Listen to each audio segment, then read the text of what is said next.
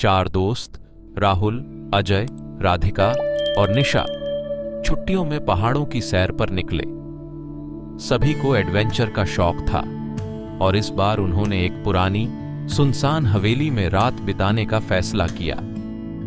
यह हवेली पहाड़ों की गोद में बसी थी और इसके बारे में कई डरावनी कहानियां मशहूर थीं। शाम ढल चुकी थी और चारों दोस्त हवेली की ओर बढ़ रहे थे। रास्ता पतला और डरावना था। हवेली का दरवाजा जर्जर था, लेकिन किसी तरह वे अंदर दाखिल हो गए। अंदर का माहौल बहुत ही भयानक और ठंडा था। दीवारों पर धूल और जालों का राज था। अजय ने हिम्मत कर दी और मोमबत्ती जला ली। तभी एक अदृश्य शक्ति ने अजय को धक्का दे दिया। वह जमीन पर गिर पड़ा और उसके चेहरे पर खून आ गया। राधिका ने भागकर दरवाजा खोलना चाहा, लेकिन दरवाजा जैसे किसी ने बाहर से बंद कर दिया था। सभी ने मिलकर दरवाजा तोड़ने की कोशिश की, लेकिन सफल नहीं हो पाए।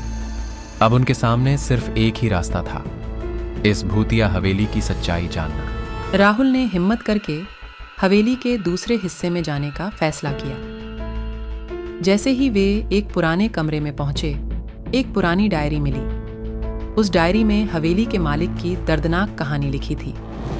उसने लिखा था कि कैसे उसने अपने परिवार के साथ यहाँ आत्महत्या कर ली थी और उनकी आत्माएं आज भी यहाँ भटकती हैं। चारों दोस्तों ने तय किया कि वे यहाँ से बाहर निकलेंगे। उन्होंने एकजुट होकर दरवाजा तोड़ने की कोशिश की और आखिरकार दरवाजा खुल गया।